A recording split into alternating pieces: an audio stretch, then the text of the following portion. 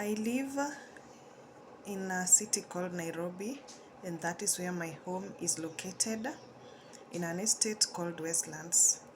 I live in a one-bedroom house that has a kitchen, a toilet, and a bathroom inside it. My house has a wall that is painted in cream, and I have a bit of house items inside there. I have a couch, a floor mat, a TV and a TV stand, a small table, and inside my kitchen there are normal kitchenware. Inside my bedroom I have a bed and a stool as well.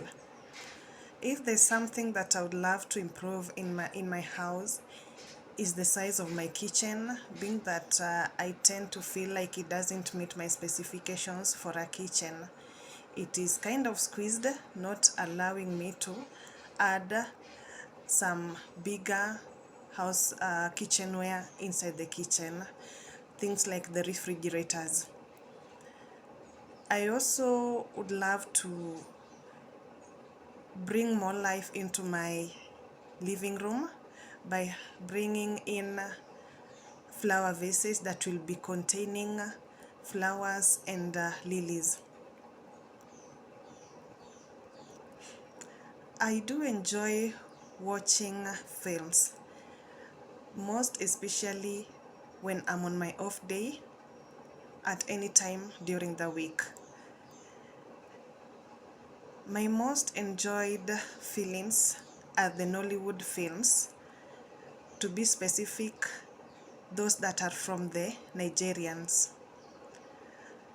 I tend to find these films enjoyable because they bring a touch of our African culture, looking at how they handle their leadership roles, the cultural activities, the traditional meals from time to time.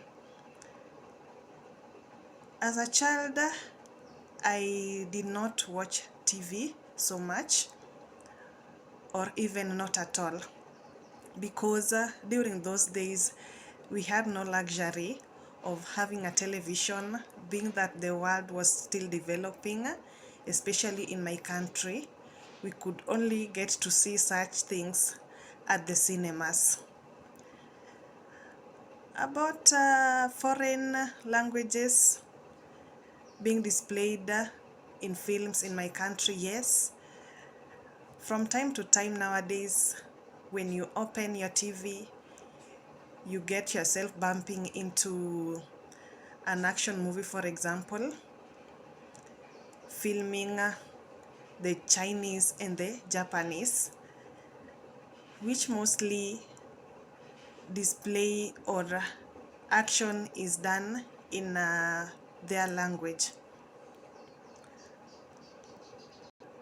About greeting people, I prefer greeting people through handshakes, in as much as this also depends with different situations. If they were visiting my house for the first time, I'd do a handshake. When it comes to greeting old friends or old acquaintances and strangers, I believe that that one also depends with our familiarity. When I'm interacting with someone that I've known before or I'm familiar with, I'd still do a handshake, or still depends on how we used to interact before, how how close we were, and what we preferred as our best way to greet one another. As for a stranger, I'd stick to handshake, or I'd rather allow them room to guide, also to give them comfort. I'd say first impression is important, because in one way or another, it gives a guideline, or rather, it directs how the rest of the time you're going to spend with a person you're with, or might predict how the day might end up being like. It might end up bringing comfort, or in some situations might create discomfort. So yes, first impression is something that matters a lot, because it can end up interfering more or bringing more comfort during an interaction. In the month of June, I went for an holiday in a place called Embu. Embu is in Central Province. I was accompanied by a group of friends and colleagues, whereby we did quite a number of recreational activities, some sport activities. We did some dancing. It was more like building a team and also interacting with one another. There we did activities like zip lining, swings activities, swimming inside the mud, and swimming inside the pool. We did some dancing activities all together. During this moment, some activities were a bit scary because I was trying them for the first time. There are things that I've never done in my life before. Some of the activities were not as new to me because I had already engaged in them in the past. For the swings activity, this was the most scariest one to me, because I'm one person who is having a phobia of heights. So during that moment, I screamed my heart out. But for the rest of activities like zip lining, I enjoyed this one a lot. I felt like it was fun and had no much adrenaline going on or rushing. The rest of my colleagues and friends seems to be having fun, because to them they have no kind of phobia like mine.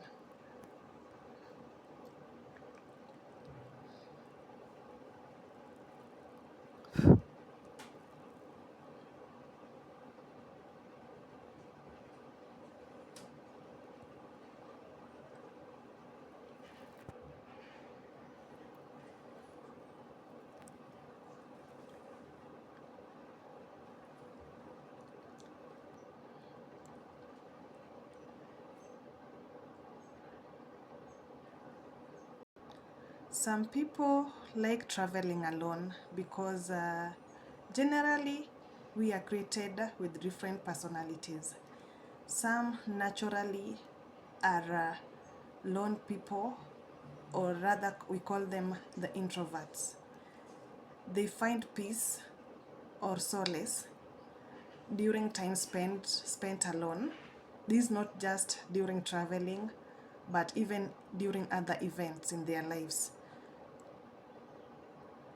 I think traveling has changed much as compared to before, or in the last decade, because technologically things have grown. A lot has been developed as compared to before. For example, in my country, we used to have the old train, but currently we are using the standard gauge train, which makes traveling easier even for a shorter period of time. Before, in my country, we used to have the taxis here and there.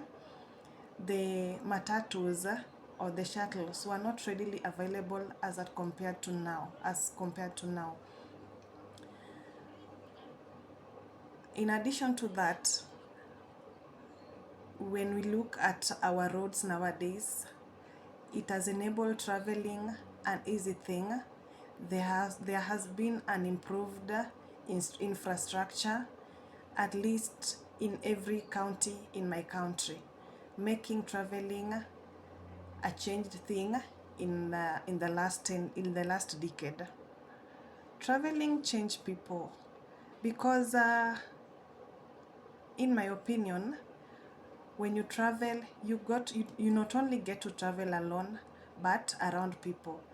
Through that, you get to interact, you get to learn different things, you get to experience new things, you get to capture memories. It changes a mindset in one way or another.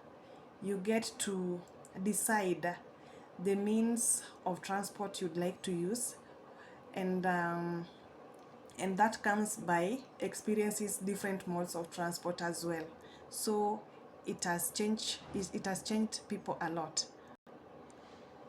I strongly think that modern traveling has no disadvantages, because time is money, and it is very time convenient using modern traveling. When it is readily available, many people have access to it, because nowadays people have become very busy. So it is one thing that has become is rather of an advantage than disadvantage.